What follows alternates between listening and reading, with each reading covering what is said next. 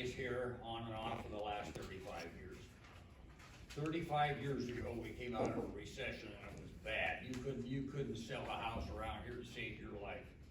We had 2,000 to 3,000 people here at the time, and it was tough, and the people were having a tough time. Most of the people that have worked around here for any great length of time never made a lot of money. You know, I was myself never driven by a lot of money. I was driven by a lack of it a few times. But, you know, the reality was that one day, not one day, many days, myself and the council that were present at the time, what do we want the future of this town to be? Because it was after the recession was getting over. It was around 1990, somewhere there. What do we want the future to be? Do we want to get involved in the annexations and the growth that other people were already starting? We had Woodland Meadows that was coming on over here, and we didn't have the financial ability really to help put even the infrastructure in, because we didn't have any money. We had nothing. This town was actually started in 1955. So back in those days, we only had half a dozen people working here. How do we do this? We weren't used to it. We didn't know. What we decided we wanted to do is we wanted to keep this a family-friendly town. Like Coeur d'Alene was when I was a kid, when you could get on your bike and you could ride to the beach and you spend all day down there, and the only thing your mother worried about is if you were going to be home in time for dinner. That's what we wanted.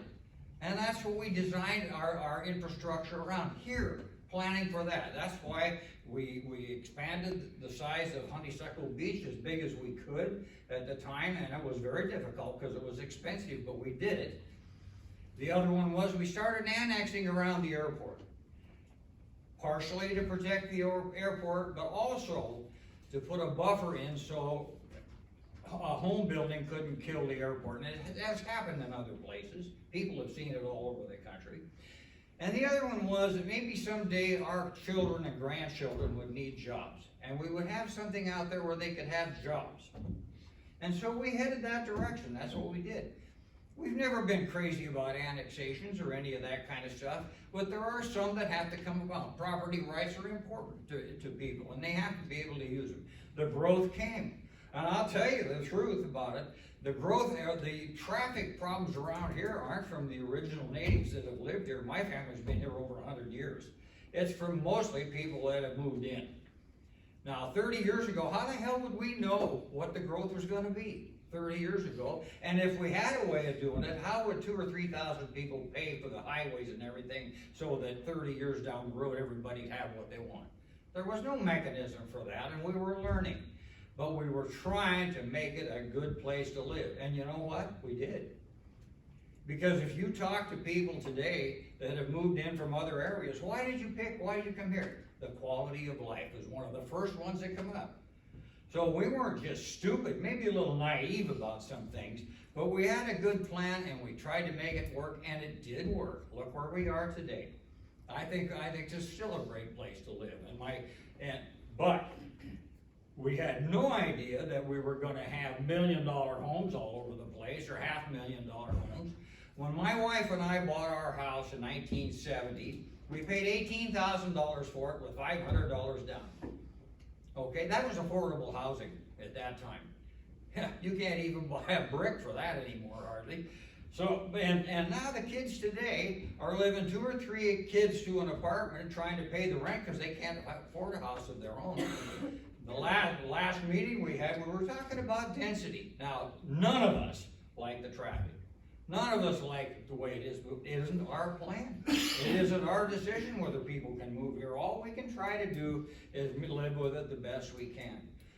We're talking about building these apartment structures around here. I don't particularly like them myself. I would just assume that kids would be able to grow up and have their little picket fence, but that's not what they want either anymore, necessarily what we wanted. But affordable housing. That today, unfortunately, is affordable housing, and that's part of our plan, is to give that to them so they have a place to live if they have jobs to keep them here, because we want our kids to live here. He said, I want houses. They could live in Coeur d'Alene. And that's on tape, by the way, so I'm not making that up. Which is a bunch of crap that's contrary to everything we've ever stood for or ever tried to do around here. Is it perfect? Hell no, it isn't. We had no idea it was gonna grow like this, and it's heartbreaking, to be honest about it, because my family's been here over 100 years. It was a great place to live then, it's still a great place by most standards today. So do I understand why people left where they did to come here? You're right, I understand it. Because they have progress over where they lived before. And they had so much progress, they couldn't stand to live there anymore. So let's not ruin this. And I know you guys are on the same page in many ways. But when people start putting the heavy on us like we didn't take care of business, that's crap. And when stuff appears in the newspaper like it did today, I saw it today, and I do recognize crap without putting my foot in it. And I'll tell you, if you're gonna talk about me or us, I'll tell the truth, or try to once in a while. It just irritates the hell out of me because we worked hard. And you know something else? We're not in it for the money, and we're not pro-growth. We're basically volunteers, and I know you wanna be last so you can tear all this stuff apart. And I know how you are, and I don't like that a bit, but that's fine. I don't have to like what you do. So, anyway, that's enough for now. But I'll tell you what, there's some really good people work here, and a lot of them make less money than they could other places, and they stay here because they like where they work and they like where they live. I don't see anything wrong with that. Thank you.